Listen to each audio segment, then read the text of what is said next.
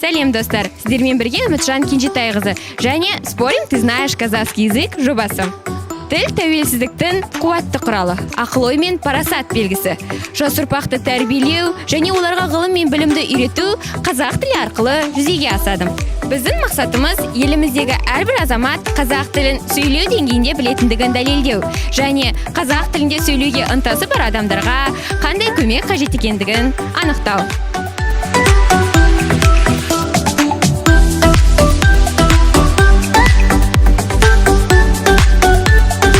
Здравствуйте, Серемес. Здравствуйте. Меня зовут Үмітжан, как вас зовут? Женя. Мы снимаем социальный проект называется «Спорим, ты знаешь казахский язык». Вы знаете казахский язык? Я білем. Керемет, қазақ тілін білсеңіз. Қайдан үйрендіңіз? Мектепте біріншіден, сосын армияда. Қазақ тілін күнделікті өмірде жиі қолданасыз ба?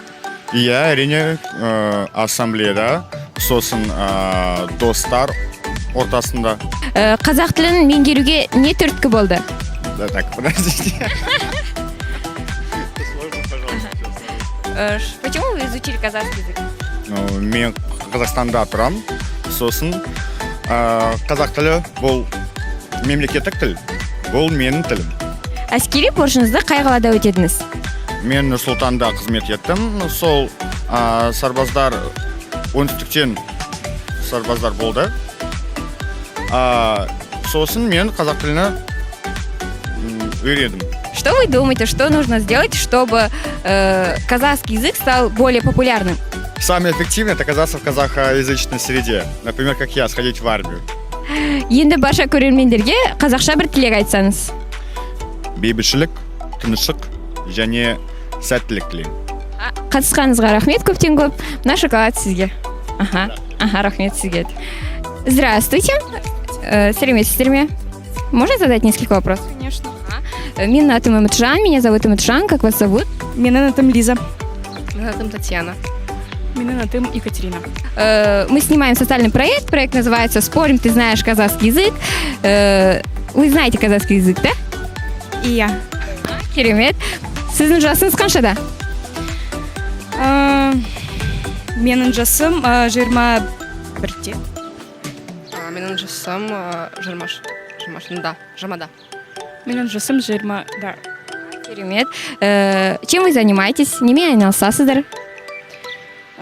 Біз филология факультетте оқимыз. Керемет. Қазақ тілін қайдан үйрендіңіздер?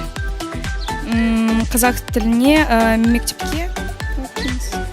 Және университетке бірінші және екінші курстар оқимыз.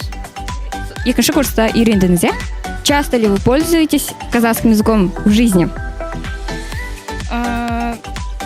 Да, вообще, если, допустим, человек спрашивает меня что-либо на казахском, я могу ответить на русском, но так как мы межнациональная такая страна, мы все очень дружны, поэтому у меня на казахском и на русском.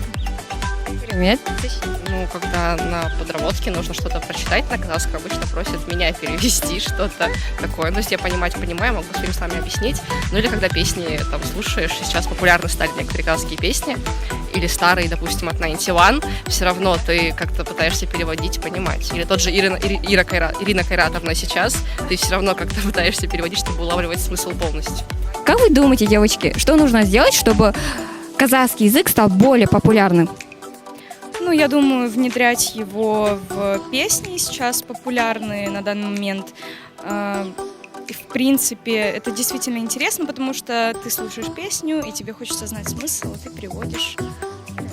Ну, хороший пример Южная Корея, которая популяризировала свой язык через сериалы. Если в Казахстане начнут больше развивать киноиндустрию и сериалы, и внедрять именно на казахском языке, мне кажется, больше людей бы стали это изучать. Например, сейчас многие фильмы добавили субтитры в 2D, то же самое, и начали делать, по-моему, даже мстители озвучивали на казахском языке.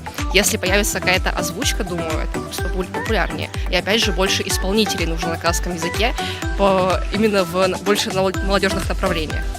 Керемет.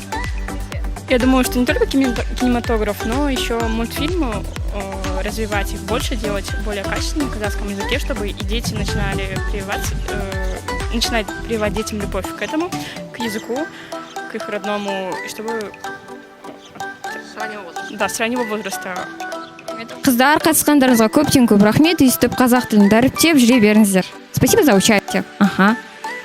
Көп рахмет. Көп рахмет. Көп рахмет. Все, рахмет. Аха.